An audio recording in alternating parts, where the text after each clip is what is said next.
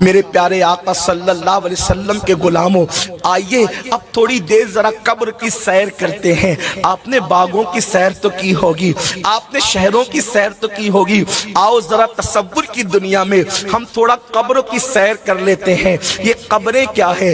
اللہ اللہ، یہ قبریں وہ ہیں جہاں رشتہ داریاں نہیں دیکھی جاتی، جہاں انسان کے چہرے نہیں دیکھے جاتے، جہاں انسان کی خوبصورتیاں نہیں دیکھی جاتی، جہاں انسان کے حسن نہیں دیکھے جاتے۔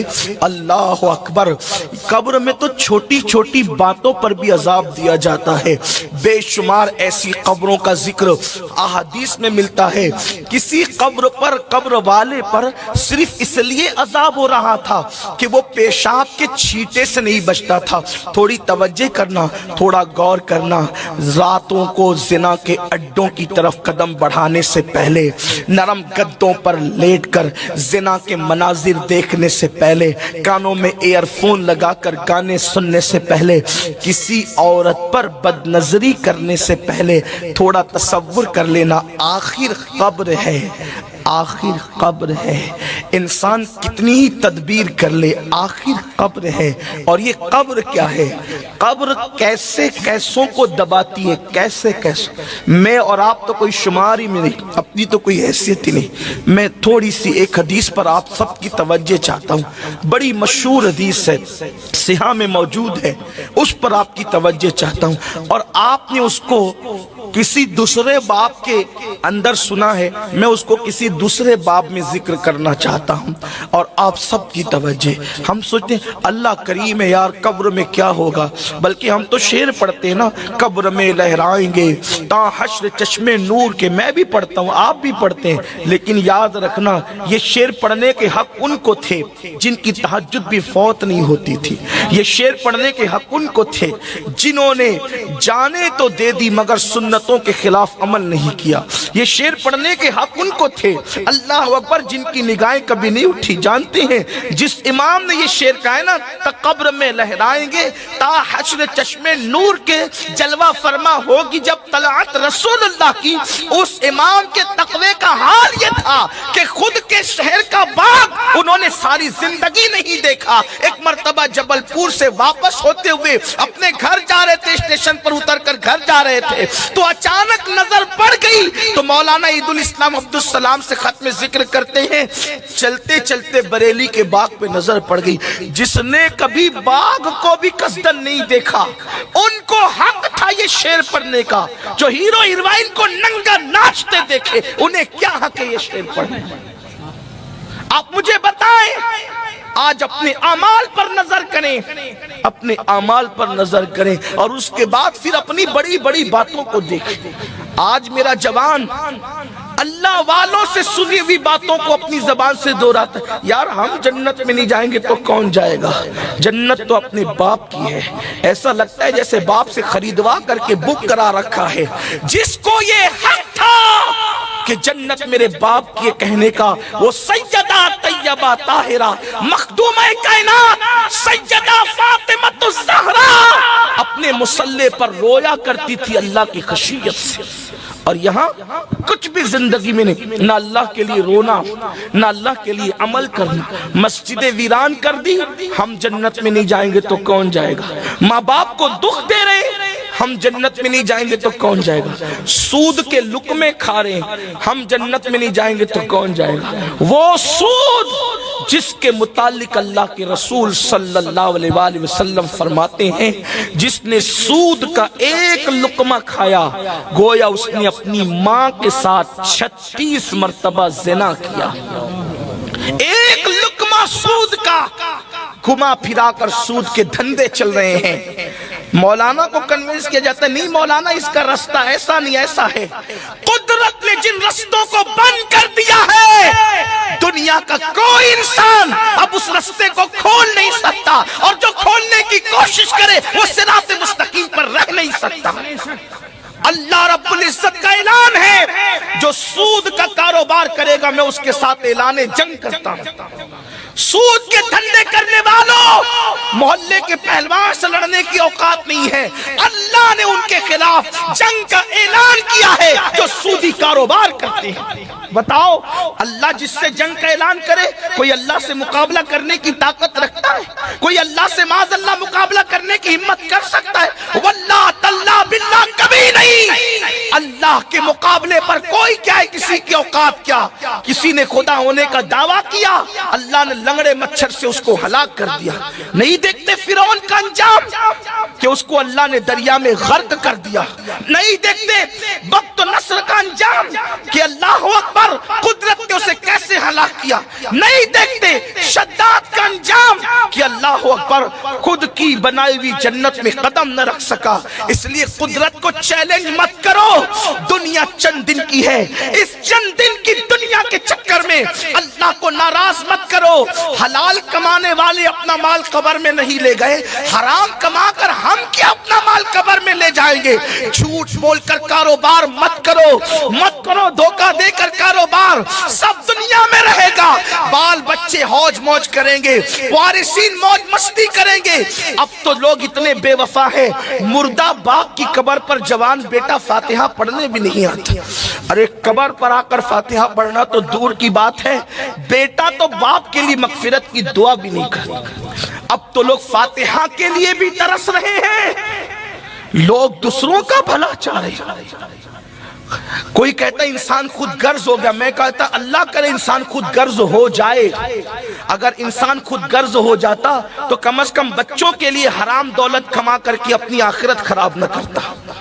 انسان خود غرض ہو جاتا تو نماز کے وقت تو دکان پہ بیٹھ کر اپنے گھر والوں کے بھلے کے چکر میں اپنا برا نہ کرتا۔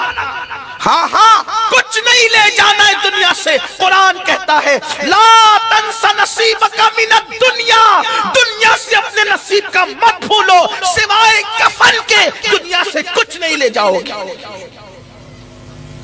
آخر قبر ہے، اپنے ہاتھوں سے درجنوں میتوں کو دفن کرنے والوں، کبھی یہ نہیں سوچا آج میں کسی کو اس قبر میں ڈال رہا ہوں، کل کوئی مجھے بھی ڈالے گا۔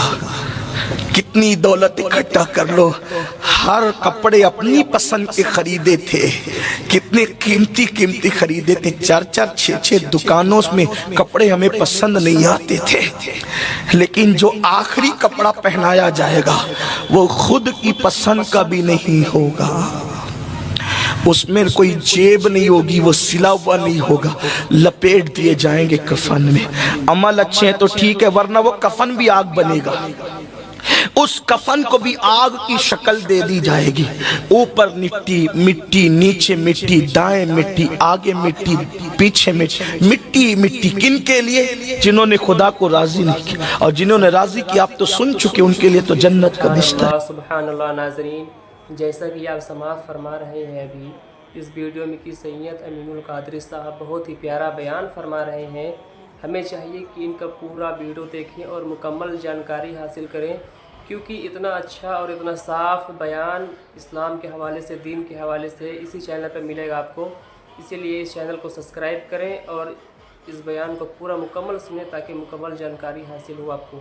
اسی لیے آپ کا فرض بنتا ہے کہ پہلے مکمل ویڈیو کو دیکھیں اور مکمل جانکاری حاصل کریں۔ ہائے اپنا ہوگا کیا؟ قرآن کہتا مینا خلقناکم، اسی مٹی سے پیدا کیا، مٹی سے پیدا ہوئے ہیں، مت غرور کرو اپنی جوانی پر، مت غرور کرو اپنی دولت پر، مت گھمنڈ کرو اپنے علم پر، مت گھمنڈ کرو اپنے خوبصورت چہروں پر۔ مولائے کائنات شیر خدا علی مرتضیٰ کے ہاتھ میں ایک خوبصورت مٹی کا پیالہ آیا تو مولا مشکل کشا اس پیالے کو دیکھ کر رونے لگے۔ اس روایت کو امام قرطبی نے لکھا ہے، خوبصورت پیالے کو، مٹی کے پیالے کو دیکھ کر مولا مشکل کشا رونے لگے۔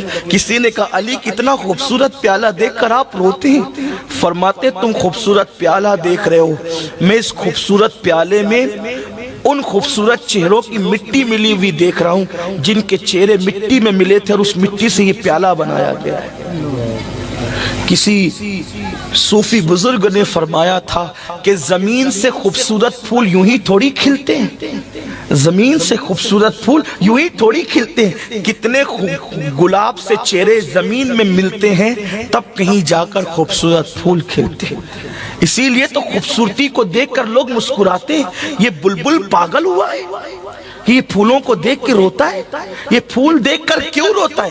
ہم پھول کا حسن دیکھتے ہیں، بلبل پھول میں ان خوبصورت چہروں کی مٹی دیکھتا ہے جو اس مٹی میں مل کر کے پھولوں کو جنم دیتے ہیں۔ سوچو تو صحیح اپنی مٹی کا حال کیا ہوگا؟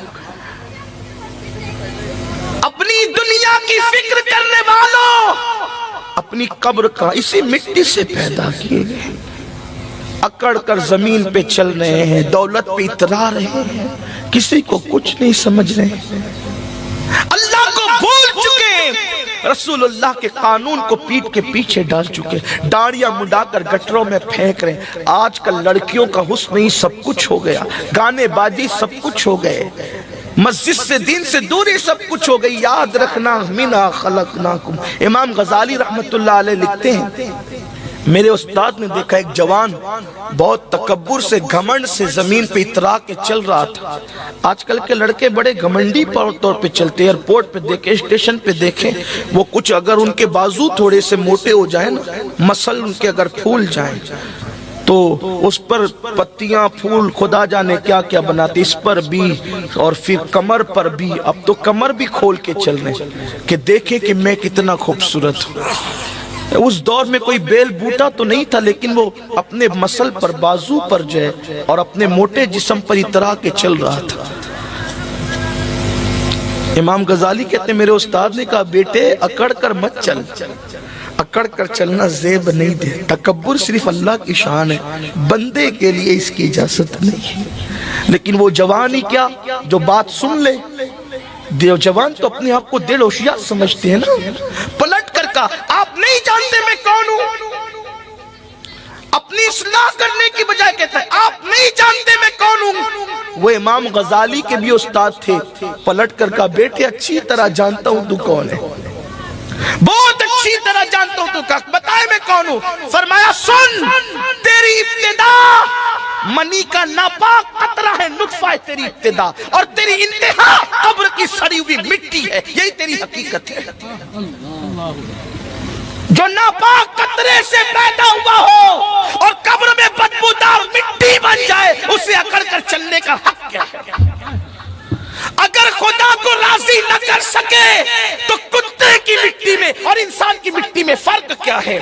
انسان اگر خدا کو راضی نہ کر سکا تو جانور سے بہتر نہ ہو سکا، اور اگر خدا کو راضی کر لے تو اللہ اسے فرشتے سے بہتر مرتبہ عطا کر دیتا ہے۔ اس کی رضا کی بات ہے۔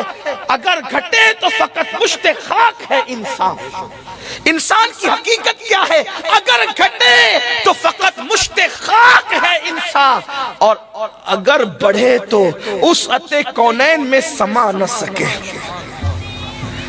بڑے تو پھر کونین کی وسعت سمٹ آتی ہے اس کے وجود میں، اتنا بڑا ہے، اور گھٹ جائے، کردار اچھا نہ، اخلاق اچھا نہ، بولی اچھی نہ، جو ماں بہن کی گالیاں دیتے ہو انہوں نے خدا کو کب منانا ہے؟ غریب نواز کا مہینہ شروع ہو گیا، عرس کے ایام شروع ہو گئے، سرکار غریب نواز اپنے ملفوظات میں کہتے ہیں جس نے کسی مومن کو گالی دی توبہ سے پہلے مر گیا تو مجھے ڈر لگتا ہے کہ کہیں وہ کافر ہو کر نہ مرے، اس کا ایمان نہ۔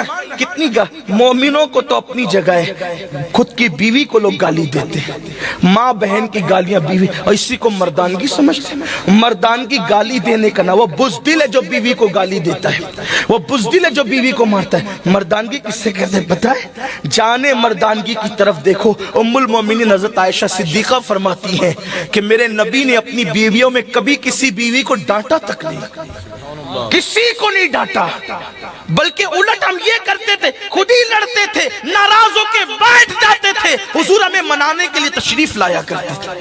یہ حضور کا کردار ہم سب بھول گئے۔ تو بات دور نہ نکل جائے، عرض کر رہا تھا کہ قبر میں کون کون کس کس عالم میں رہا، اور واللہ یہ صرف عبرت کے لیے ہے اور کوئی بات نہیں۔ ایک حدیث پاک آپ نے وہی بار بار سنی ہے ایصال ثواب کے باب میں، تھوڑا سا اس کو دوسرے پیرا ہے حدیث کا، یہ معجزہ اعجاز ہے حدیث کا۔ السلام علیکم ورحمۃ اللہ وبرکاتہ۔ ناظرین، امید ہے آپ خیریت و عافیت کے ساتھ ہوں گے۔ جیسا کہ ابھی آپ نے سماعت فرمایا کہ سید امین القادری صاحب نے بہت ہی پیارا بیان فرمایا۔ اگر یہ ویڈیو آپ کو پسند آتا ہے تو اپنے دوستوں تک ضرور شیئر کریں، اس لیے شیئر کریں تاکہ علم دین حاصل کرنا ہر مسلمان کے اوپر فرض ہے، اور بہت ہی پیارا پیارا بیان آپ تک ملاتا ہوں، اس لیے آپ کا یہ فرض بنتا ہے کہ اپنے دوستوں تک ضرور شیئر کریں اور اس چینل کو سبسکرائب کریں۔ السلام علیکم۔